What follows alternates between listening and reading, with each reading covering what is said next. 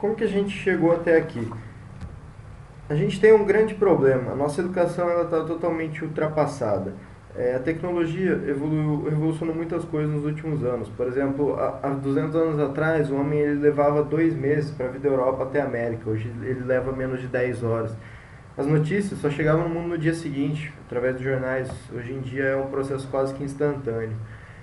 Mas a educação não mudou praticamente nada. As crianças vão para a sala de aula, assistem um professor transmitir o conteúdo, vão para casa, fazem suas tarefas e depois são avaliadas.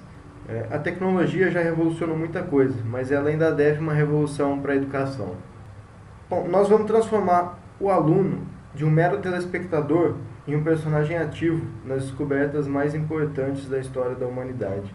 Usando a realidade virtual, a gente vai transportar ele para ajudar gênios como Volta, como Newton, como Galileu, como Ampère, como Tesla, a juntarem as peças dos seus quebra-cabeças para resolverem grandes problemas.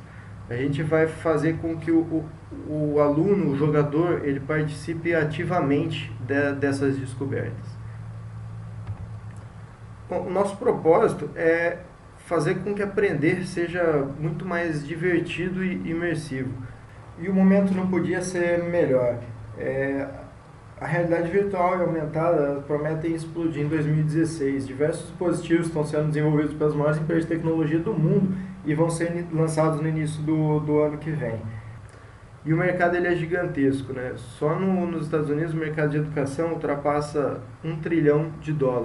No Brasil a gente tem mais de 8 milhões de alunos só no ensino médio. E o mercado da realidade virtual aumentada, que é um mercado novo, é estimado que já em 2020 ele ultrapasse a barreira de $150 bilhões. Bom, mas a gente tem dois problemas. O nosso problema ele é muito grande e é complexo de ser resolvido. Para isso, durante o laboratório de física, a gente resolveu desenvolver o primeiro passo, um primeiro jogo para a realidade virtual para passar um conteúdo. E a gente escolheu o primeiro conteúdo que a gente aprende em física, que é o movimento retilíneo uniforme. Aliado a isso, a gente tem um outro problema que, apesar de diversos dispositivos estarem aparecendo, o controle da interação com essa realidade virtual ainda não está muito bem definido. Existem diversas opções, diversas propostas, mas não existe um padrão bem definido. E a gente resolveu testar o nosso próprio. E antes de começar a desenvolver uma solução, é importante validar o problema, ver se ele realmente existe. Para isso a gente foi até o Cadinho e pediu que os alunos falassem sobre educação, sobre as tarefas, sofrimentos e ganhos, sem falar nada sobre o nosso projeto. E a resposta que a gente teve foi muito alinhada com o problema que a gente imaginou. Eles foram citados muito mais sofrimentos do que ganhos relacionados à educação. E isso definitivamente é algo que a gente quer mudar. Então, confirmado que o nosso problema existe, que é algo que vale a pena dedicar nosso tempo, a gente partiu para a produção do nosso protótipo. Bom, o Nunchuck em si ele tem 2 botões, um joystick analógico e 3 eixos de acelerômetro. Ele transfere essas informações através do protocolo I2C, que a gente consegue capturar através do Arduino, com 2 portas, uma para entrada e uma para saída de dados e 2 para alimentação. Os dados que a gente recebe são do acelerômetro, são eixos de acelerômetro, e a gente quer usar isso para controlar uma mão, a rotação.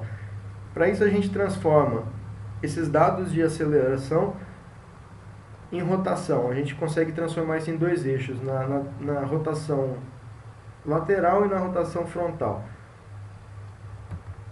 Aqui inicialmente a gente tem o dispositivo já montado, os dados sendo capturados do Arduino e sendo imprimidos na porta serial. A gente tem um valor numérico para cada dado e a gente vai interpretar isso no Unity, que é a plataforma que a gente está usando para desenvolver o nosso jogo de realidade virtual. Inicialmente o movimento do joystick, após a gente já consegue integrar o movimento angular da mão, a gente faz já aplicando a transformação matemática e conseguindo transferir esse movimento angular da mão para o jogo. A seguir a gente coloca esse movimento já na mão, aplicando também ao cenário que a gente vai utilizar, e aqui a gente, quando desenvolveu a nossa primeira interação do jogo, que é o lançamento da bola. né? A seguir a gente integra já o dispositivo de realidade virtual. A gente está usando para demonstração de conceito o Oculus Rift DK2. A gente vê ali já ele funcionando, traqueando o movimento da cabeça. E aqui a versão finalizada do nosso demo, né? Consiste num alvo que se movimenta com velocidade constante a partir do momento de lançamento da bola. À esquerda a gente tem um pequeno mapinha que dá as distâncias laterais e longitudinal desse alvo, e o usuário ele seleciona a velocidade com que ele vai lançar a bola para acertar o alvo. O objetivo é simples, através dos níveis que o jogador vai percebendo a relação entre a velocidade e a distância, né? E que ele comece a perceber intuitivamente a relação do movimento retilíneo uniforme. Então, finalizado o desenvolvimento do nosso primeiro demonstrador de conceito, vem a parte mais importante do nosso projeto, que é o teste com os usuários. Bom, e para isso a gente levou o nosso projeto, nosso demonstrador de conceito, até o Instituto Alfalume, que é uma escola de ensino médio aqui da região, e deixou os alunos testarem e utilizarem o nosso projeto, conhecerem a realidade virtual. A resposta que a gente teve foi muito próximo daquilo que a gente esperava, foi extremamente positiva, os alunos se divertindo, curtindo a experiência. A parte de mensuração do aprendizado não é possível de ser feito, porque a gente quer medir isso a longo prazo, então não foi possível realizar. Mas para mensurar, para verificar a qualidade da experiência foi sensacional, e o interesse que eles apresentaram, que eles demonstraram, tanto no momento como posteriormente foi muito grande. E para mensurar isso, a gente aplicou uma pequena pesquisa ao término da apresentação, e a gente pode ver aí que a imensa maioria gostou de jogar, ficou envolvido e achou o jogo interessante. Existem alguns pontos que a gente pode melhorar, mas a gente acredita que a gente está no caminho. Bom, durante o desenvolvimento a gente testou diversas formas de interação, entre elas o Leapmotion, mas o que a gente realmente achou que se adaptava melhor foi o que a gente propôs.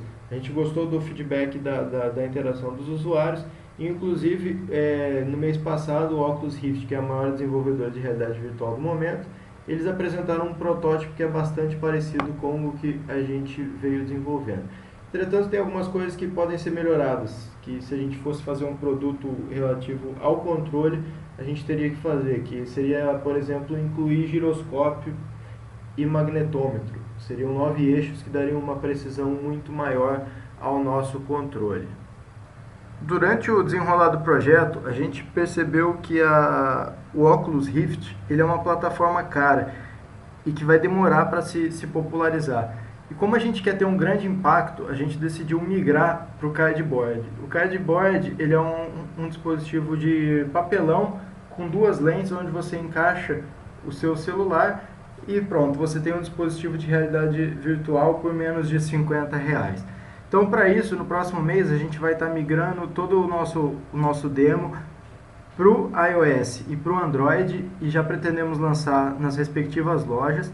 E para a gente conseguir mensurar, conseguir ter dados, a gente vai fazer oficinas de montagem de cardboards em escolas da região. Começando pelo Alfalume, a gente já está reunindo os meios para fazer essa oficina com eles, os próprios alunos montando os seus dispositivos de realidade virtual.